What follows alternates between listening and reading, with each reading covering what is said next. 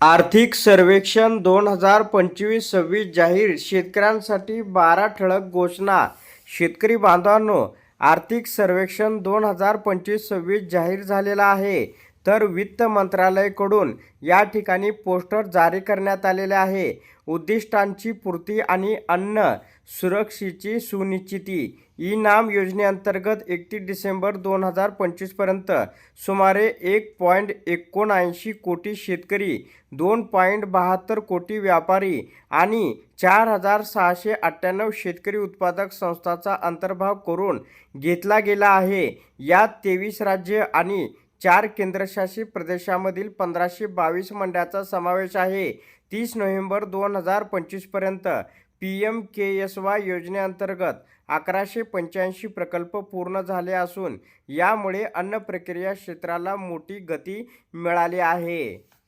तर PM किसान योजनेचा शुभारंभ झाल्यापासून आतापर्यंत 21 हप्त्याच्या माध्यमातून पात्र शेतकऱ्यांना 0.09 लाख कोटी रुपयापेक्षा जास्त रक्कम हस्तांतरित करण्यात आली आहे. 31 डिसेंबर 2025 पर्यंत 24.92 लाख शेतकऱ्यांनी PMKMY योजनेअंतर्गत नोंदणी केली गेली आहे. 1950 मध्ये बिगर संस्थात्मक कर्जाचा वाटा 90% होता. त्यात घट होऊन 2021-22 मध्ये हे प्रमाण 23.4% पर्यंत खाली आलेले आहे. आता पुढचं पाहूया. वाढीव उत्पादकतेसह सशक्त कृषी विकास. गेल्या 5 वर्षात स्थिर किमतीसह कृषी आणि कृषी संलग्न क्षेत्राचा सरासरी वार्षिक विकास दर सुमारे 4.4% इतका नोंदवला गेला आहे. 2015 या आर्थिक वर्षापासून ते 2024 या आर्थिक वर्षादरम्यान पशुपालन क्षेत्राने दमदार वाढ अनुभवली असून या क्षेत्रातील एकूण मूल्यवृद्धीमध्ये जवळपास 195% इतकी वाढ झाली आहे. मत्स्योत्पादन क्षेत्रात 2004 आणि 14 या कालावधीत वाढीच्या तुलनेत 2014 आणि 24 या कालावधीत 140% पेक्षा जास्त वाढ झाली आहे. 2024 आणि 25 या कृषी वर्षात भारताचे अन्नधान्य उत्पादन 3,577.3 लाख मेट्रिक टन इतक्या विक्रमी स्तरावर पोहोचेल असा अंदाज आहे. हे प्रमाण मागील वर्षाच्या तुलनेत 254.3 लाख मेट्रिक टनाने जास्त आहे. 2024 आणि 25 या वर्षात 357.73 दशलक्ष टन इतक्या अन्नधान्य उत्पादनाचा अंदाज ओलांडून फलोत्पादनाचे प्रमाण 362.08 दशलक्ष टनावर पोचले आहे. आता आपण पुढची अपडेट पाहूया. संपूर्ण कृषी क्षेत्रातील उत्पादकतेतील सुधारणांना गती.